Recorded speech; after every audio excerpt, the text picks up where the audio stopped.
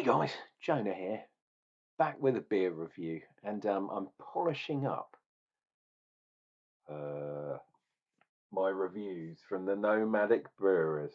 You were wondering what I was going to say. No, that's your thoughts. That's nothing to do with me. Um, Nothing, no write up in the magazine yet again.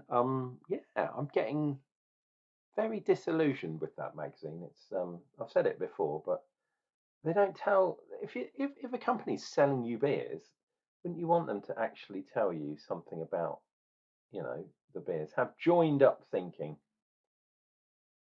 And hopefully this will, there we go, focus. Sheep in wolf's clothing. That's quite a cool logo. I like that. And this one is called Beer Me Up Scotty, Dark Nebula Porter, apparently. And if you look at the thing, it's like a sky, and it's got a man doing a, what do you call it, a moonwalk or a spacewalk or something. There's some sort of alien mothership coming in to suck his brains out. Come on, stay with me, stay with me. What's this? It says, from the look of it, you can see, all you can see is darkness, sorry, but upon further inspection or exploration, you discover layers of complexity. From the beautiful hops, and I believe it's Bramling Cross, it's a single hop, with 7 different malts, which is cool because it's a porter, and the yeast, obviously, blah, blah, blah, whatever. Final journey of this proper black beer is aging in bourbon casks, bourbon barrels, very nice, giving hints of vanilla and stuff from memory. Bramling Cross, there we go. So it's telling us it's got ale malt, barley malt, caramel, chocolate, crystal, bit of oat, and a bit of special B. Always good, which is cool. What is that about? Oh, ABV in the weird circle. That's weird. It says 3.4. That right? 3.4 for a porter. Wow, that's a little bit light for my liking, but yeah, that's strange. Maybe I can have a look at Untapped quickly. Oh, I'll open it up first. But yeah, I've got some new beers to play with. So I'm not lacking in beers at the moment, which is cool. So you're going to see plenty more of me until Easter Monday. And then after that, don't know what's going on because I'm going back under the knife again. Lovely looking Finger's Head, a dark kind of, what would you call that? Sort of mocha cream. It's not superbly dark, but the beer's pretty dark, but the head, I'd call that a mocha or something. Nice big bubbles. This is not a nitro one. This is definitely a carbon dioxide one. Right, let us get the Beam Me Up Scotty in the shot. And if I remember, I'll put that at the front of the this video. Yeah, you can always comment on my what do they call them, thumbnails. What do you think of the thumbnails? Give me some comments down below. I always try and do a sort of hold the can up. Other people just like, the can itself, but then you don't see the beer. So I quite like showing the beer and the can, and obviously a cheeky grin from me. But that's just the way I work. Oh, that smells absolutely gorgeous.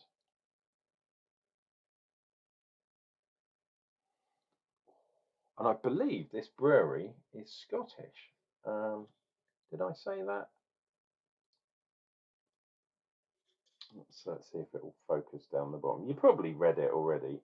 Dun, dun, dun. Well, it says London there, Great Portland Street. But above there it says Stirlingshire. So, yeah, one of those things with certain brewers. And don't forget, these ones are contract brewers, apparently. So yeah, they could brew these beers absolutely anywhere. Cuckoo brewers, what do they call them? Nomadic brewers, it says on the actual magazine itself. But yeah. Anyway, lovely, lovely roast things. There's a bit of marshmallow. The vanilla is there too. Oh, this is absolutely gorgeous. And I just had a quick check on Untapped. So I had Untapped up because I did a little bit of research into this beer. A lot of people are not liking this beer.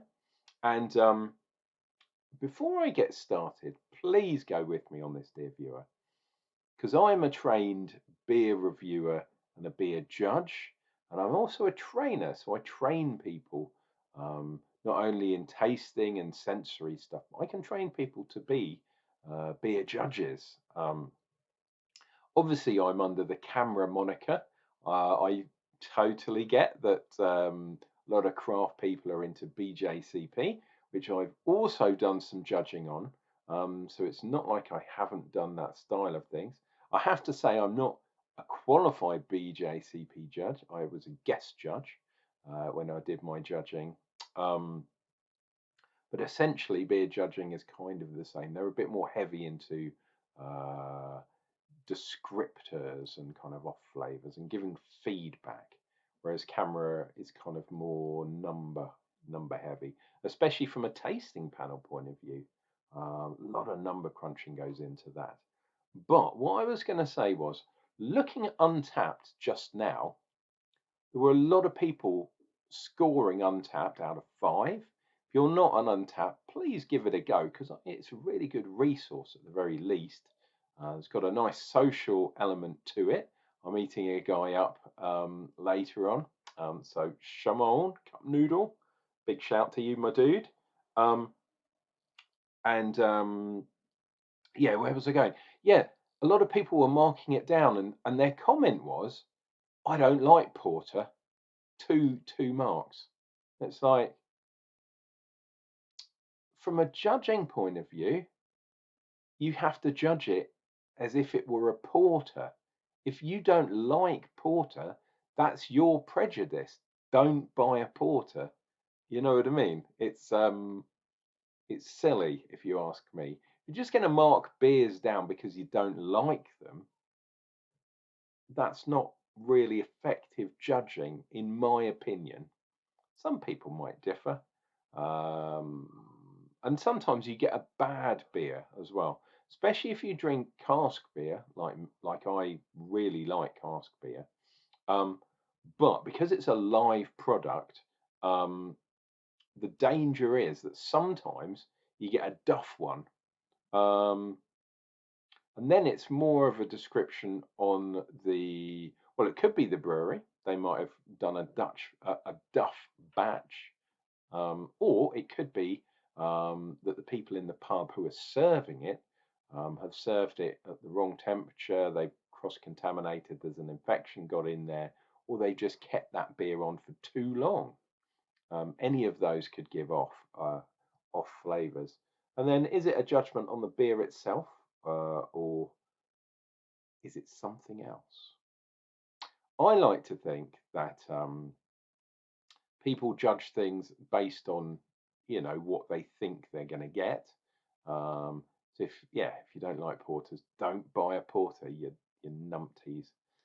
It doesn't make sense at all to me.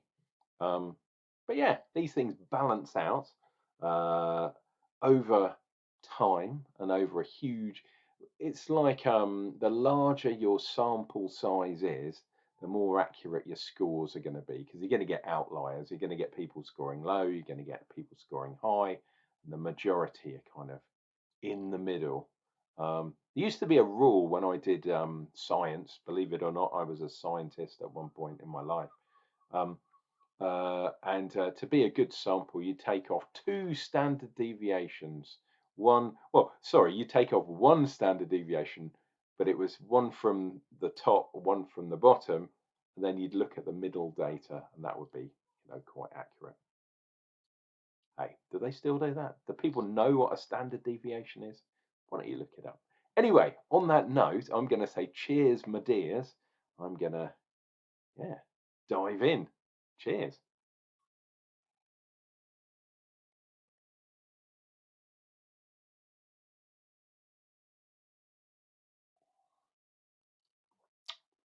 Wow.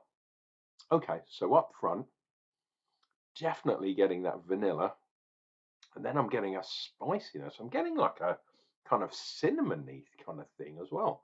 Wonder if that's coming from the barrel. I don't think there's any other additions, or none that I know about. No, not at all. But that's what I'm getting up front. Then it descends into darkness. There's quite a high level of astringency and malt bitterness here. Perhaps too much. Um, it's weird. I'm getting a caramelly kind of sweetness. I imagine that's coming from the barrel. Um, and it's, pardon me, it's quite carbonated, but it's quite a dry beer. Because the ABV is quite low, and it's not really porter strength, 3.4, I think it is. That's absolutely ridiculous. Um, and I do think you lose out sometimes. It's more like a mild, and that kind of thing. Searching for the hops, maybe that spiciness is coming from the Bramling Cross hops. Because I know Bramling Cross is not far from me, part of the Wye Valley hop program, as it were. It doesn't exist there anymore, although the college, Wye College, is still there, but they just don't do so much. They still have some hop training and stuff, but it's not the National Hop Archive anymore. I think they've moved up somewhere in the Midlands, Birmingham, perhaps somewhere around that area, Coventry maybe. I can't remember off the top of my head, but it's definitely not in Kent anymore, which is a real shame. Because if you keep travelling along that road, um, yeah, you do pass Bramling, which is where Bramling Cross comes from. Um, but yeah, some people report a little bit of spiciness. But I was getting cinnamon specifically. So I think perhaps that is from the bourbon cask. And I'm just picking up some weird woody, bourbony type spiciness. And it's presenting as cinnamon to me. Um, let's dive in for some more. I've just noticed there's a really fat lacing line, which is cool. I love that kind of stuff.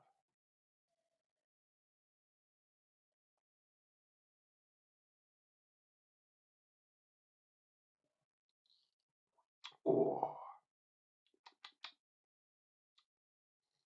yeah, mouthfeel quite watery due to the ABV. Although you can do a thick beer, and it does have oats in it too. Um, but yeah, it's a really thin, watery kind of thing. There's almost a taste of licorice there too, in the darkness. But I think that's potentially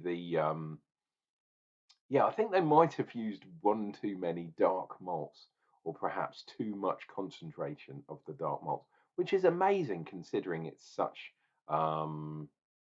yeah, a light beer. It's absolutely crazy. The other thing that I would like to say is somebody on Untapped said, "Oh, it's a really hoppy beer. It's akin to a black IPA." Is it? Fuck. This does not taste to me like a black IPA. It's not US hops. Bramling Cross is by far a very traditional UK hop. Um,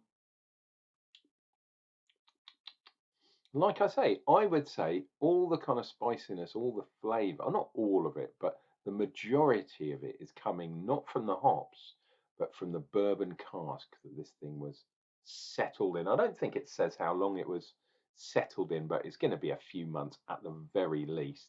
If you don't do it for long enough, you don't impart that much flavour, to be honest. Mm. If they'd called this a mild instead of a porter, I think perhaps I would be a bit more kind of, oh, okay, fair enough. Um, but yeah, not really a porter in my book. Although stouts, both stouts and porters, are slowly creeping down in ABV to meet miles, or the traditional dark miles, because you can have a strong mild as well. Um, But yeah, I would say this is more akin to a mild than a porter.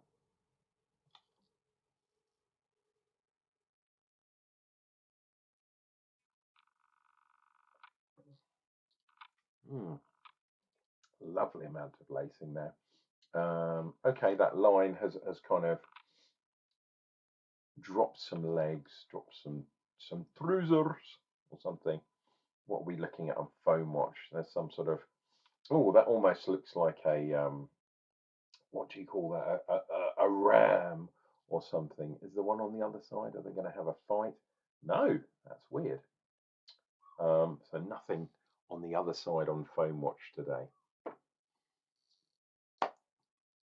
Dear viewer, I can wax lyrical much longer, but we've gone over 15 minutes, so I'm not going to. But needless to say, I'll be back with more beer reviews. You're not getting rid of me that easily, and that'll be coming up real soon.